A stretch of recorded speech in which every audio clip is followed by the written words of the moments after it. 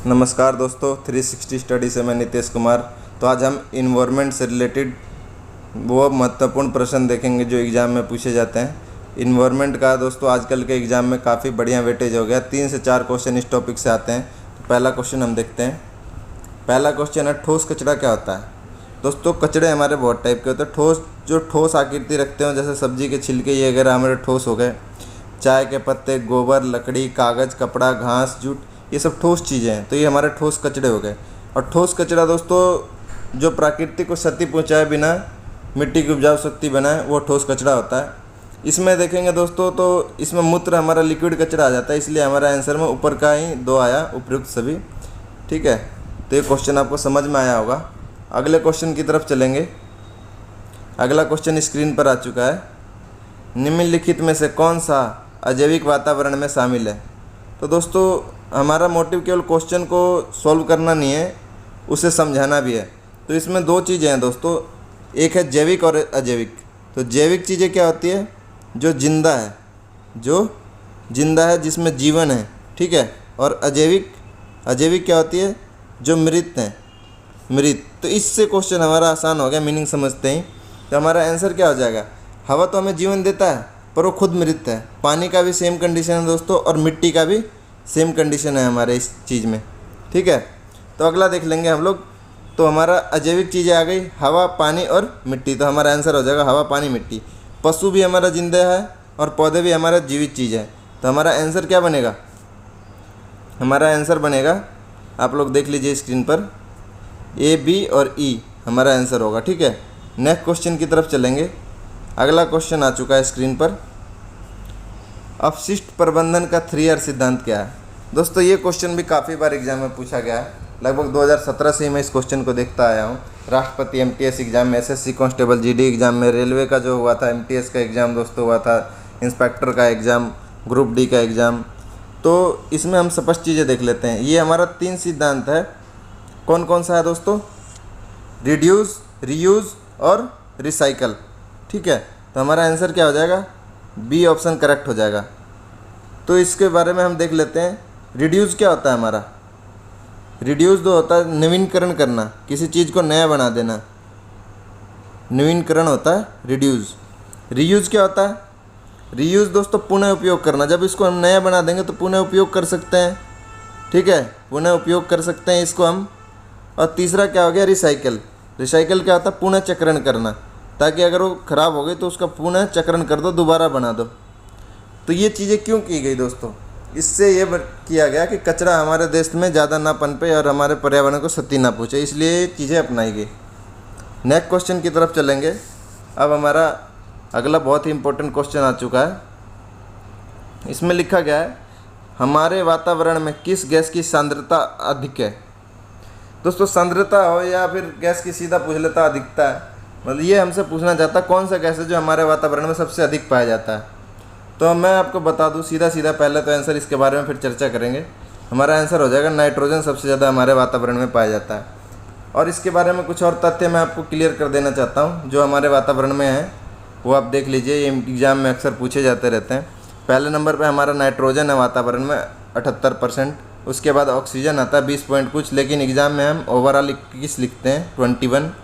इसके बाद दोस्तों एग्जाम में पूछ लेता हाइड्रोजन। तो सबसे कम जो वातावरण में पाया जाने वाला तत्व है हाइड्रोजन है, सबसे कम मात्रा में। तो ये आप लोग याद रखिएगा। ठीक है, इसका परमाणु संख्या क्या है दोस्तों, 1 है परमाणु संख्या। ठीक है, सबसे कम वातावरण में। अब पूछ लेता है कार्बन डाइऑक्साइड। पहले एग्जाम में पूछता था नाइट्रोजन, ऑक्सीजन, अब पूछ लेता है कार्बन और हाइड्रोजन। तो कार्बन क्या है दोस्तों, 0.36 है, आप लोग को लिखा हुआ है इस चार्ट में, तो आप लोग याद रखिएगा। ठीक है, और इनके बारे में कुछ तथ्य मैं आप लोग के सामने क्लियर करना चाहूँगा। ऑक्सीजन हमारे दोस्तों किस काम में और किस लिए ज़रूरी है, तो हमारे जीवन के लिए ऑक्सीजन बहुत ज़रूरी है। ठीक है, जीवन के लिए। इसके आगे देख लेते हैं हाइड्रोजन। हाइड्रोजन के क्या क्या उपयोग है। हाइड्रोजन दोस्तों हमारे लिए बहुत ही महत्वपूर्ण गैस है, इसके एग्जाम में बहुत क्वेश्चन आते रहते हैं। वनस्पति घी के निर्माण में आता है इसका यूज। पहला यूज क्या होता है, वनस्पति और घी के निर्माण में। ठीक है, ये आप लोग नोट कर लीजिएगा, बहुत इंपॉर्टेंट फैक्ट मैं लिखवा रहा हूँ आप लोगों को। दूसरा क्या आता है, गैसोलीन के उत्पादन में। गैसोलीन के उत्पादन में। ठीक है, स्क्रीनशॉट ले लीजिएगा, मैं इसको थोड़ा जब छोटा कर दूंगा। और क्या आता है इसका यूज़ दोस्तों? गैसोलीन होता क्या है? गैसोलीन एक प्रकार का ईंधन होता है। ठीक है, और दोस्तों इसको जो है ना अन्य गैसों के साथ मिलाकर ईंधन के रूप में भी यूज किया जाता है। ईंधन के रूप में भी यूज किया जाता है अन्य गैसों के साथ मिलाकर। ठीक है, और क्या यूज है इसका? और इसका यूज है हैबर विधि द्वारा अमोनिया का निर्माण करता है। अमोनिया गैस का निर्माण किया जाता है दोस्तों हैबर विधि द्वारा। एक विधि होती है हैबर विधि, अमोनिया गैस का हाइड्रोजन से निर्माण किया जाता है। हाइड्रोजन का उपयोग दोस्तों धातुओं को काटने और जोड़ने के लिए भी किया जाता है। धातु को काटने और जोड़ने के लिए। ठीक है, और क्या उपयोग है दोस्तों इसका? ये गुब्बारों में भी भरा जाता है। गुब्बारों में कौन सी गैस भरी जाती है? हाइड्रोजन, क्योंकि ये हल्के होते हैं। ठीक है, इसलिए से भरी जाती है इनको। और रॉकेट के जो हमारे जो भी गाड़ी के टायर हैं, हवाई जहाज है, प्लेन है, इन सब में भी हमारा कौन सा गैस आता है? हाइड्रोजन गैस आता है। प्लेन के टायर में या बस के टायर हो, ये लॉन्ग लास्टिंग, ये हल्का होता है, इस वजह से इनका यूज किया जाता है। अब देख लेंगे नेक्स्ट हमारा नाइट्रोजन। ठीक है, नाइट्रोजन का कहाँ कहाँ उपयोग किया जाता है? जो नाइट्रोजन है हमारा नेक्स्ट कंटेंट, तो नाइट्रोजन का दोस्तों बिजली के बल्ब में, जो हमारे बल्ब होते हैं या ट्यूबलाइट होती है उसमें यूज किया जाता है। आइसक्रीम बनाने में किया जाता है। ये सारे फैक्ट आप लोग याद रखिएगा, एग्जाम में बहुत बार पूछे गए हैं। और किस काम में यूज होता है? दवाई बनाने में भी यूज होता है। दवाई बनाने में भी नाइट्रोजन गैस का यूज होता है। और क्या करता है? चिप्स के पैकेट में, ये क्वेश्चन आ चुका है दोस्तों, चिप्स के पैकेट में कौन सी गैस भरी जाती है? चिप्स के पैकेट में। ठीक है, और अमोनिया बनाने में भी किया जाता है। अमोनिया में हमारा हाइड्रोजन भी किया जाता था और ये भी किया जाता है। ठीक है, और देख ले कार्बन डाइऑक्साइड का क्या क्या यूज है। कार्बन डाइऑक्साइड जो हमारा गैस है, इसका क्या क्या यूज है कार्बन डाइऑक्साइड गैस का? तो कार्बन डाइऑक्साइड दोस्तों, ये तो हम पहले इसके फीचर्स जान लेंगे। ये एक रंगहीन गैस है, रंगहीन है, इसका कोई रंग नहीं है, और गंधहीन भी है साथ में। तो एग्जाम में पूछ लेता है गंधहीन कौन सी गैस है? गंधहीन। तो हमारा आंसर क्या हो जाएगा? Carbon dioxide. और दोस्तों ये क्या करता है? और ये हमारा करता है पौधों का भोजन बनाने में भी काम आता है। पौधे के भोजन बनाने में, पौधे का भोजन बनाने के लिए यूज किया जाता है। और क्या किया जाता है इसका? खाद बनाने के लिए यूज किया जाता है, खाद वर्क। और किस लिए? वेल्डिंग के काम के लिए भी इसका यूज किया जाता है, वेल्डिंग। ठीक है, वेल्डिंग में कौन सी गैस की यूज की जाती है? Carbon dioxide. तो आप लोग को दिख गया होगा, जो मैंने सारी चीज़ें लिखी है, आपको नोट करना है या स्क्रीनशॉट लेना है तो ले सकते हैं। मैंने लगभग सारे इन गैसों के बारे में जो जो क्वेश्चन आते रहते हैं एग्जाम में वो सभी बता दिए हैं। ठीक है दोस्तों, तो अगले क्वेश्चन की तरफ चलेंगे हम लोग। अगला क्वेश्चन स्क्रीन पर आ गया हमारे। बाक्सा बाघ अभ्यारण्य कहाँ स्थित है? तो बाक्सा बाघ अभ्यारण्य दोस्तों, बाघ की बात हो गई तो ये हमारा कहाँ आता है? बंगाल में। बंगाल बाघ के लिए प्रसिद्ध है, तो हमारा बंगाल आंसर हो जाएगा। अब बंगाल की बात हुई तो यहाँ के कुछ और देख लेंगे। यहाँ दोस्तों सुंदरवन डेल्टा बनता है हमारा, सबसे बड़ा डेल्टा है हमारा एशिया का। और जालदापाड़ा राष्ट्रीय उद्यान कहाँ है? जालदापाड़ा यहीं है हमारा। और क्या दोस्तों, यहाँ नेवरी घाटी भी है, नेवरी घाटी, नेओरी घाटी।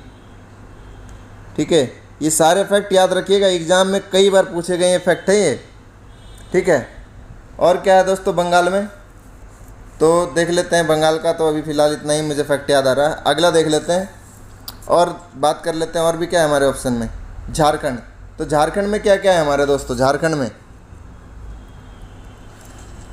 में खदान के लिए जितने हर चीज़ का जो खदान है वो कहाँ है? झारखंड के अंदर है ना। हुंडरू जलप्रपात कहाँ है? झारखंड में है। ठीक है, छत्तीसगढ़ में क्या है दोस्तों?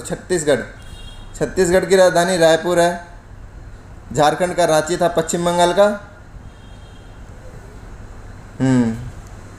तो याद रख लिया, दिमाग से कई बार चीज़ें, इतनी सारी चीज़ें पढ़ाते हैं ना तो दिमाग से निकल जाता है। बिहार का पटना हो गया हमारा, ठीक है। और भी कोई ऑप्शन में कुछ है फैक्ट नहीं है। तो नेक्स्ट क्वेश्चन की तरफ चलेंगे हम लोग। नेक्स्ट क्वेश्चन स्क्रीन पर लाया जाए दोस्तों। और यहाँ फैक्ट है तो आप लोग देख लीजिएगा, जो हमारे फैक्ट में दे रखा है। बिहार में क्या क्या है जो मुझे याद नहीं आ रहा था, मैंने इसीलिए यहाँ लिख रखा है। वाल्मीकि बाग अभयारण्य बिहार में है, राजगीर वन्यजीव बिहार में है, विक्रमशिला विश्वविद्यालय बिहार में है। छत्तीसगढ़ में देख लीजिए, इंद्रावती बाग पूछा जाता है हमारा एग्ज़ाम में। सिंहभूम पूछा जाता है झारखंड में। हजारीबाग भी पूछा जाता है, झारखंड का है। बेतला भी झारखंड का है। तो ये सारे फैक्ट आप लोग याद रखिएगा। निम्नलिखित में से कौन सा एक अजैविक साधन है? इससे पहले दोस्तों मैंने आपको वीडियो में क्लियर किया था जैविक और अजैविक। तो जैविक का मतलब जो चीज़ जीवित हो, जिंदा हो, जिसमें जान हो। ये पूछ रहे अजैविक साधन नहीं है। अजैविक साधन नहीं है मतलब क्या है? वो जैविक है। तो क्वेश्चन आप लोग ध्यान से पढ़िएगा। और इसमें जैविक चीज़ें आप लोग को क्या दिख रही है? सिर्फ एक ही चीज़ दिख रही है दोस्तों, वनस्पति हमारा क्या है? जैविक है। बाकी मिट्टी क्या हो गई? मृत हो गई। चट्टान मृत हो गई। खनिज पदार्थ मृत हो गए। तो हमारा आंसर क्या हो जाएगा? वनस्पति, ठीक है, क्योंकि ये जैविक है। अगला क्वेश्चन आ गया, बांदीपुर अभ्यारण्य। बांदीपुर अभ्यारण्य कहाँ स्थित है? तो बांदीपुर अभ्यारण्य दोस्तों हमारा कर्नाटका में स्थित है। बांदीपुर एक दोस्तों बांधवगढ़ होता है। बांधवगढ़ ये कहाँ है? हमारा एमपी में। तो आप लोग याद रखिएगा। और इसके ऑप्शन में जो है उसके बारे में भी देख लेते हैं हम लोग। उड़ीसा में कौन सा है दोस्तों? सिमलीपाल। ये एग्ज़ाम में काफ़ी बार पूछा गया है। सिमलीपाल कहाँ है? हमारा उड़ीसा में है। गुजरात में कौन सा? गुजरात। गुजरात में सबसे ज़्यादा क्या पाया जाता है दोस्तों? गुजरात में हमारा सबसे ज़्यादा शेर जो है, गिर वन प्रसिद्ध है शेर के लिए। गिर वन आप लोग को पता होगा, काफ़ी बार एग्जाम में पूछा गया गिर वन कहाँ पर है। तो ये गुजरात में है, शेर के लिए प्रसिद्ध है। शायद हो सकता है इसका एक कारण हो हमारे श्री नरेंद्र मोदी जो प्रधानमंत्री हैं हमारे देश के, इसीलिए गुजरात के हैं, क्योंकि वहाँ शेर दिल ज़्यादा लोग हैं। दोस्तों पश्चिम बंगाल भी है शेर के लिए, लेकिन गुजरात की बात है। हमारे नरेंद्र मोदी प्रधानमंत्री जो हैं, श्री नरेंद्र मोदी जी, वो गुजरात के हैं। राजस्थान की बात करें तो राजस्थान में क्या है हमारा दोस्तों? राजस्थान में रणथंभौर। थंभौर ये दोस्तों राजस्थान का जो ये रणथंभौर नाम है, ये कुछ अलग से नहीं लगता। रणथंभौर जैसे कोई बहुत भयंकर चीज़ हो, विशाल चीज़ हो, जिसका दबदबा चलता हो, है ना? ऐसा ही है राजस्थान में। और कौन सा दोस्तों एग्जाम में जो ज़्यादा पूछा जाता है राजस्थान से? सरिस्का पूछा जाता है, सरिस्का, ठीक है। और राजस्थान में कौन सा है? केवलादेव पूछा जाता है। केवलादेव ये कहाँ है? राजस्थान में। तो मैं छोटा कर देता हूँ अगर आपको स्क्रीनशॉट लेना हो तो। नेक्स्ट क्वेश्चन की तरफ चलेंगे।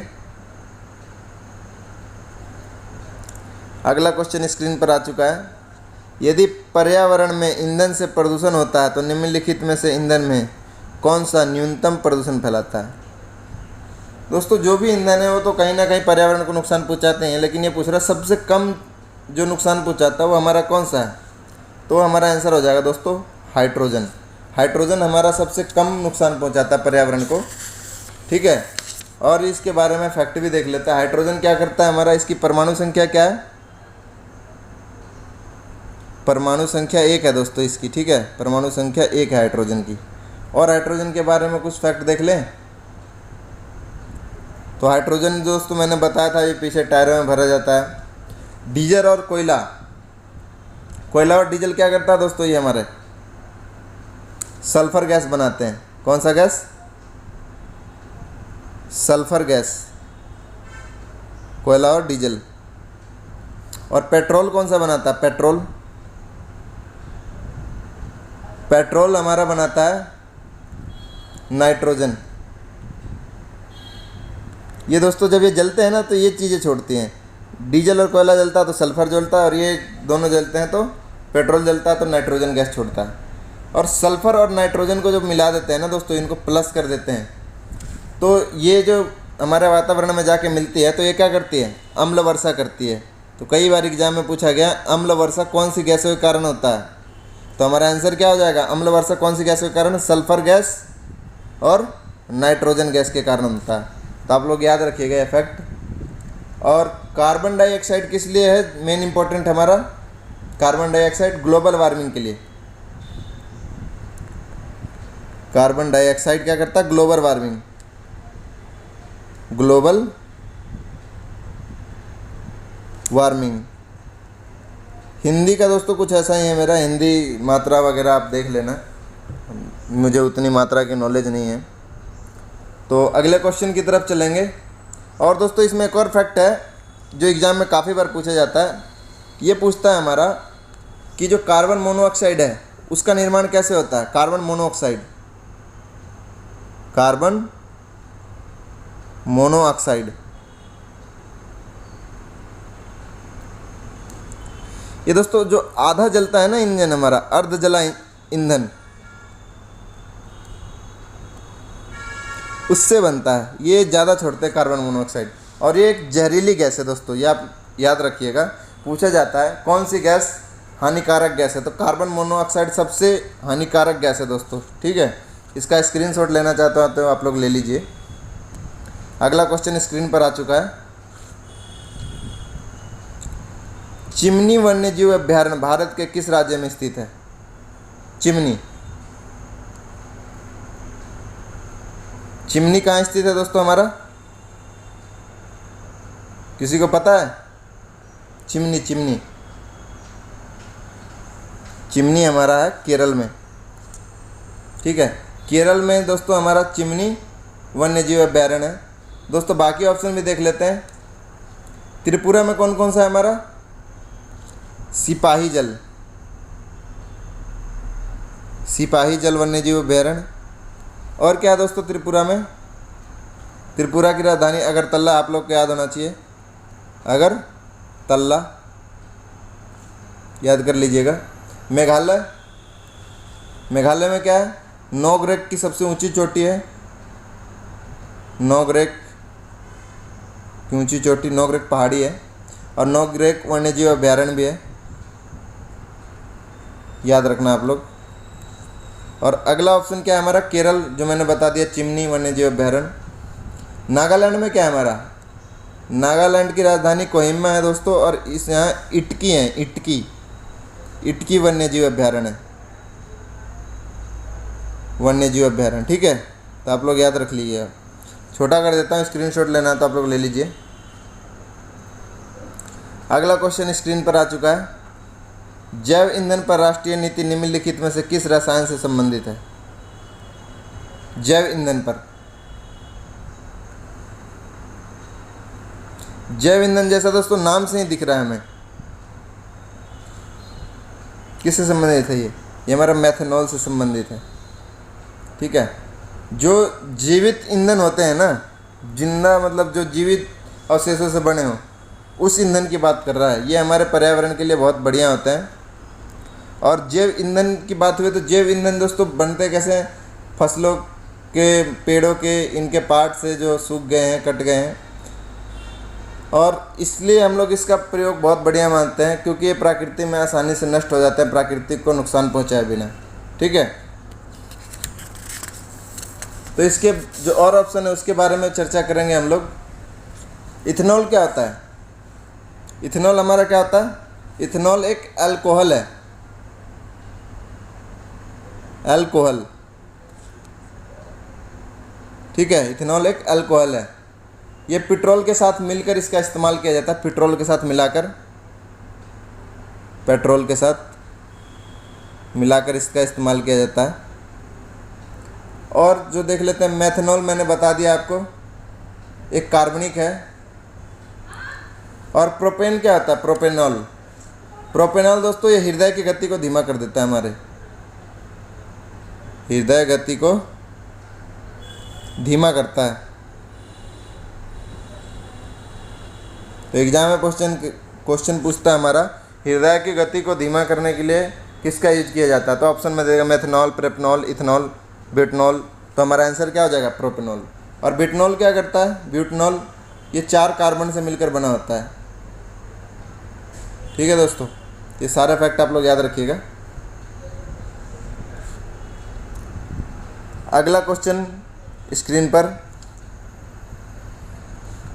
महावीर हरिणा वनस्पति राष्ट्रीय उद्यान निम्नलिखित में से किस राज्य में स्थित है?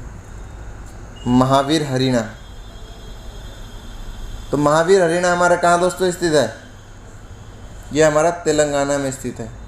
तेलंगाना की बात हुई है तो इसके फैक्ट और देख लेते हैं। 2014 में बना था, राजधानी हैदराबाद,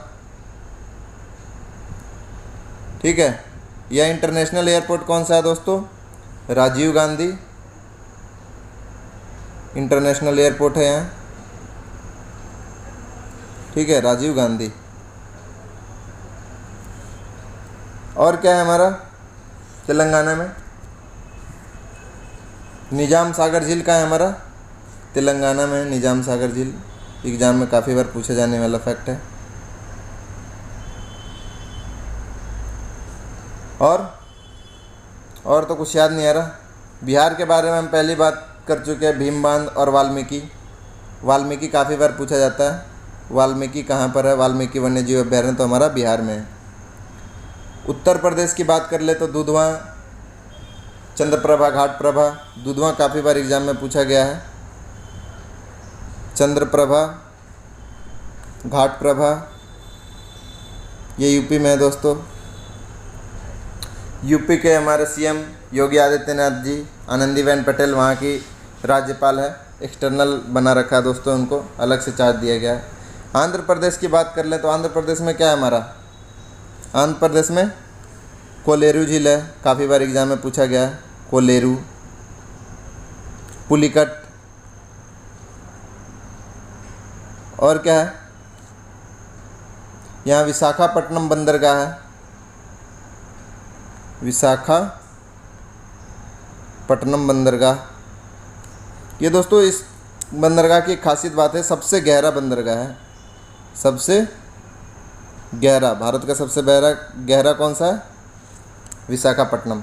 अब आंध्र प्रदेश की बात हुई तो दोस्तों इसमें एक नया क्वेश्चन एग्जामिनर ये पूछता है कि यहाँ 3 राजधानियाँ का मॉडल लाया गया है अलग फॉरेनर देश के तर्ज पर, ताकि देश का पूरी तरीके से विकास हो। तो तीनों राजधानियाँ, एक विशाखापट्टनम हो गई, एक अमरावती हो गई, एक कुन्नूर हो गई। तो तीनों अलग अलग के लिए, विशाखापट्टनम हमारी प्रशासनिक के लिए, कुन्नूर हमारी क्या है? अमरावती कार्यकारी है। कुन्नूर क्या है? कुन्नूर हमारा दोस्तों जिला वाली राजधानी होती है जिसमें फैसला वगैरह होता है। तो मैंने पिछली वीडियो में इसके बारे में डिटेल से बताया है, तो आप लोग देख लीजिएगा। फिलहाल तो इस क्वेश्चन का स्क्रीनशॉट ले लीजिए, ठीक है। अगला क्वेश्चन स्क्रीन पर आ चुका है हमारे। किस राज्य ने देश की पहली उत्सर्जन परंपरा योजना शुरू की है? किसने की है दोस्तों? ये हमारे गुजरात ने की है, गुजरात ने, ठीक है। तो हमारा आंसर क्या हो जाएगा? गुजरात हमारा आंसर हो जाएगा, ठीक है। नेक्स्ट क्वेश्चन की तरफ चलेंगे। हिमाचल प्रदेश क्या होता है दोस्तों? हिमाचल प्रदेश, यहाँ शिमला है और भी हमारे बहुत सारे घूमने की जगह हैं। महाराष्ट्र में कौन सा है हमारा? महाराष्ट्र में चिल्का झील है, ये आप लोग को पता होना चाहिए। और गुजरात के बारे में फैक्ट बता ही दिया मैंने आपको, यहाँ अजंता एलोरा की गुफाएं हैं, ठीक है। और गुजरात में स्टैच्यू ऑफ यूनिटी भी है। तो नेक्स्ट क्वेश्चन की तरफ चलेंगे। जैवमंडल की संरचना और कार्यात्मक इकाई क्या है? दोस्तों इसका मीनिंग समझिए। संरचना और कार्यात्मक, कार्य करने के लिए पारिस्थितिक तंत्र बहुत ज़रूरी है। जो हमारा सिस्टम है, जो सर्कुलेशन सिस्टम है, वो ज़रूरी है। तो हमारा आंसर हो जाएगा पारिस्थितिक तंत्र। अब इसमें जो जीव विज्ञान दे रखा है, इसके बारे में भी चर्चा कर लेते। जीव विज्ञान क्या है? जीवों के बारे में अध्ययन जीव विज्ञान हो गया। खाद्य जाल हो गया। तो परिसिंचन तंत्र होता क्या है दोस्तों? जो हमारे रोटेशन के लिए हमारे धरती को जरूरत है, जैसे कि इसमें हर चीज़ें इक्वल लेवल में पड़ी रहे, तथा हमारे इस धरती चक्र, इसको जीवन चक्र भी कहते हैं, ठीक है। तो इससे अगला रिलेटेड जो क्वेश्चन है हमारा इसी से रिलेटेड है। निम्नलिखित में से कौन सा चरण जलीय चक्र की प्रक्रिया में स्पष्ट नहीं है? तो जो हमारा जल चक्र बनता है पृथ्वी पर, तो उसमें हमारा कौन सा नहीं है? वाष्पीकरण है, उत्सर्जन है, ऊर्ध्वपातन है, आसवन नहीं है। तो दोस्तों इन विधियों के बारे में भी जान लेते हैं। क्योंकि हमारे पृथ्वी पर जब हमारे गर्मी बढ़ती है तो उससे वाष्प बाहर आते हैं, तो वाष्पीकरण हो जाता है, उत्सर्जन हो जाता है, जिससे ऊपर जाते हैं। और ऊर्ध्वपातन क्या होता है, डायरेक्ट ठोस से गैस में बदल जाना। ठीक है, तो ये चीज़ें, तो इनकी विधियों के बारे में भी एक बार चर्चा कर लेते हैं। मैं यहाँ फ़ोटो लेकर आया आपकी स्क्रीन पर। तो हमारा पहला जो विधि है ये क्या करता है, कौन सा विधि, आसवन विधि। आसवन विधि क्या करता है दोस्तों, ये जो दो घुलनशील चीज़ें होती हैं ना उनको अलग करता है। तो आप लोग याद रखिएगा, दो घुलनशील चीज़ों को अलग कौन करता है, आसवन विधि द्वारा अलग किया जाता है उसको। जो भी दो लिक्विड मिल गए हैं, जैसे हमारा पानी और तेल मिल गया तो उसको अलग करना, तो आसवन विधि से हम कर सकते हैं। ठीक है, और अगला देख लेते हैं। अगला ऊर्ध्वपातन विधि। इसमें डायरेक्ट ठोस से क्या होता है, गैस में बदल जाती है चीज़ें। ठीक है, इसमें कपूर का उदाहरण ले लीजिए, बाकी आप ये देख लीजिएगा, ये जो मैप है। अगला हमारा वाष्पोत्सर्जन क्या होता है दोस्तों, बहुत बार हमारे विद्यार्थियों को डाउट रहता है। वाष्पोत्सर्जन जैसे कि अगर मैं बोलूँ, किसी ठंडे पानी की बोतल है आपके पास, उसमें बहुत ठंडा पानी भर लिया आपने, तो विद्यार्थी जो देखते हैं ना पानी के बोतल के ऊपर पानी आ जाता है, तो वो लोग सोचते हैं कि अंदर का पानी बाहर आ गया है। दोस्तों वो अंदर का पानी बाहर नहीं आता, जो हमारे हवा में पानी है ना, वो पानी की परत उस पर जम जाती है ऊपर से वाष्पोत्सर्जन के कारण। ठीक है, तो आप लोग ये फैक्ट याद रखिएगा। और वाष्पीकरण, जो हमारे चीज़ें गर्म होकर हवा में उड़ जाती है, वाष्पीकरण होता है। अगला क्वेश्चन आ गया स्क्रीन पर, निम्नलिखित में से किसे डेविल फिश भी कहा जाता है। दोस्तों डेविल फिश क्या होता है, डेविल फिश हमारा ऑक्टोपस को कहा जाता है। अब ऑक्टोपस की बात हुई है तो ऑक्टोपस के बारे में कुछ जान लेते हैं। ये 20 साल तक ज़िंदा रह सकते हैं, 20 ईयर तक ज़िंदा रह सकते हैं। और दोस्तों इनकी लंबाई मैक्सिमम कितनी होती है, 5.2 मीटर तक लंबे होते हैं ये। ठीक है, ऑक्टोपस। और इनके अलग जो हमारे और भी ऑप्शन है, इनके बारे में भी क्लियर कर लेते हैं। पाइला क्या होता है, पाइला देखेंगे तो विशाल ताजे पानी के घोंगे के एक समान जींस है। घोंगा आप लोगों ने देखा होगा, हमारे तो घोंगा बोला जाता है। गांव में छोटे छोटे जो संख टाइप के होते हैं जीव, वो अपने आप को उसमें छुपा के रखते हैं, उसे घोंगा बोलते हैं। कुछ ऐसी आकृति होती है उसकी। ठीक है, यहाँ से खुला जैसा होता है, इस पर ऐसे ऐसे निशान बने होते हैं। तो देख लीजिएगा, ड्राइंग मेरी कुछ ऐसी हैं। ये खुला होता है, यहाँ थोड़ा सा ऐसे ऐसे कटा हुआ निशान होता है, ये ऐसे होता है बंद, इस पर ऐसे ऐसे निशान होते हैं। ठीक है, परिवार में जलीय ग्रेस्टपोड मॉल्स द एप्पल स्नेल्स हैं। इसकी पारिवारिक जो है ये नाम दे रखे हैं, ऐसी ऐसी प्रजातियां भी इनके समान हैं। कैटन क्या होता है, कैटन, कैटन एक अंगरखा का एक रूप है जो कंधे पर बंधा होता है, जिसे प्राचीन ग्रीस और रोम के पुरुषों और महिलाओं द्वारा पहना जाता था। अंगरखा, हमारे में दोस्तों अंगरखा क्या होता है, अंगरखा अंगोछी को बोलते हैं अंगरखा, तो उसी को शायद इन लोगों ने कैटन नाम दे दिया है। और अगला फैक्ट, यूनियो, यूनियो ताज़े पानी में पाए जाने वाला मध्यम आकार की क्या होती है, कौड़ी होती है। यूनिटी परिवार की कैक्टिव बायोवेव मोलिक्स नदी की कौड़ी है। तो सब कौड़ियाँ भी एक, ये जो भी ये चीज़ बताए ना दोस्तों, इंसेक्ट जो बताएं, इसके जो ऊपर होते हैं ना काइटिन के बहुत मजबूत परत होती है, बहुत ही जैसे कछुए के ऊपर होती है ना, इनके ऊपर भी इन सब जो जीव बता रखे, यूनिया, कैटन, कैटन तो दोस्तों हमारा अंगोछा हो गया, पाइला, इनके ऊपर तो ये जीव होते हैं। तो दोस्तों मैंने आपके सामने इन्वायरमेंट के बहुत ही महत्वपूर्ण क्वेश्चन डिस्कस किए, जो एग्ज़ाम के लिए बहुत ज़्यादा महत्वपूर्ण थे। अगर ये वीडियो आपको अच्छा लगा तो मेरे चैनल को लाइक, शेयर और सब्सक्राइब करें। धन्यवाद। जय हिंद, जय भारत।